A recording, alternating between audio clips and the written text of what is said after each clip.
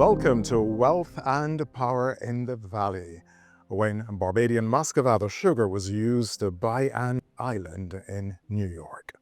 In the mid-17th century, the Atlantic world was being transformed by a special commodity, sugar. Across the Caribbean, small islands became engines of global trade, producing wealth that flowed across the oceans and reshaped economies from Europe to America.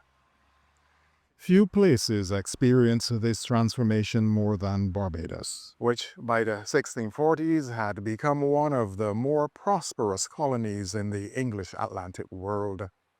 From its fertile fields came a product so valuable that it connected distant shores, financed new settlements, and forged commercial networks stretching thousands of miles. Sugar was more than a crop. It was a currency of empire. Through it, Barbadian merchants and planters extended their reach far beyond the Caribbean, trading, investing, and establishing economic links with the emerging colonies of North America. One such connection would lead to an extraordinary moment in history, a moment when Barbadian wealth crossed the sea and purchased land in North America, a moment when sugar quite literally bought an island.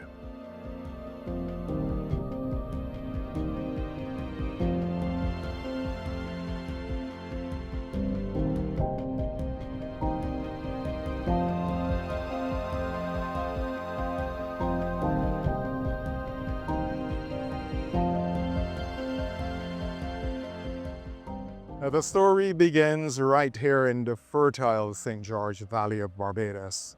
By the 1640s, four English planter merchants, Thomas Rouse, Thomas Middleton, Constance Sylvester, and Nathaniel Sylvester, had established thriving sugar plantations known as Constant and Carmichael.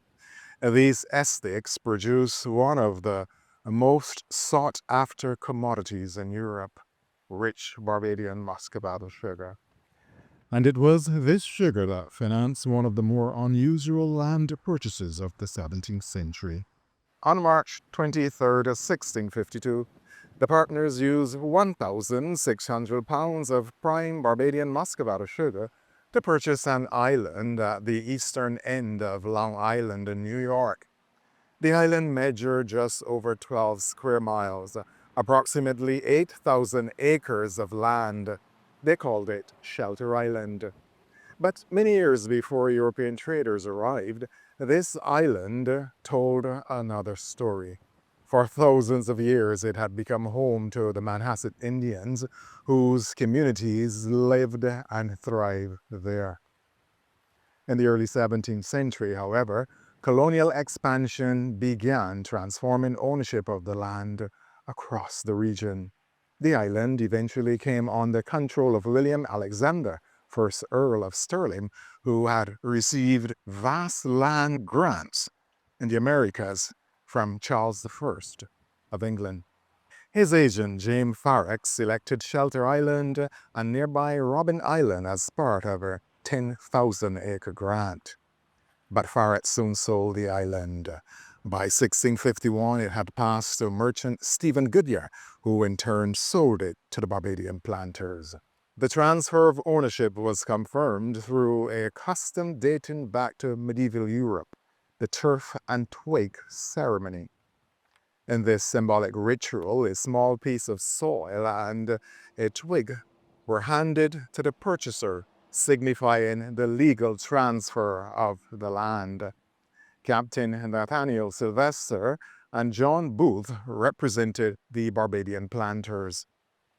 With that simple act, ownership of Shelter Island passed into Barbadian hands.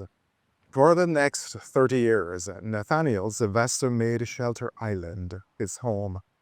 Today, a historic marker still remembers him as a sugar merchant of Barbados and the first resident owner. But the island was more than just a residence.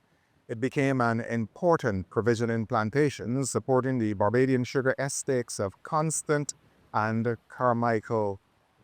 From its forests and fields came vital supplies: oak timber, corn, salted meat, fish. The oak was especially valuable. It was shaped into staves for barrels, barrels that carried rum and molasses produced right here in Barbados.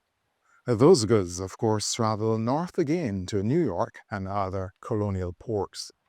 Meanwhile, the sugar itself crossed the Atlantic to England, where Barbadians' sugar command premium prices. Over time, Nathaniel Sylvester bought out his partners and became the sole owner of Shelter Island. At the center of his estate stood Sylvester Manor, a grand plantation house surrounded by more than 200 acres of land. When Sylvester died in 1680, the island passed to his sons, Giles Sylvester and Nathaniel II. But the story of Shelter Island is about more than one family. It is the story of the Atlantic world, a network of trade, agriculture, and human movement that connected distant colonies. Through commerce in sugar, timber, food, and rum, Barbados became closely linked to the mainland colonies that later formed the United States of America. And it all began with a remarkable purchase. On March 23, 1652, Barbadian Sugar bought an island, a simple transaction that set in motion a trading relationship between Barbados and the 13 continental colonies, one that shaped the economic life of the Atlantic for generations to come. Well, today, Shelter Island, New York, is regarded as one of Long Island's most unique and tranquil destinations. With no bridges or highways connecting it to the mainland, Shelter Island offers an escape where natural beauty, colonial charm, and a slower pace of life are preserved in harmony. Sometimes the currents of history are carried not only by ships and people, but by something as small and as powerful as a handful of sugar. Wealth and power in the valley. When sugar bought an island, Barbados, and the purchase of Shelter Island, New York, March 23, 1652. I'm Sherwood McCaskey.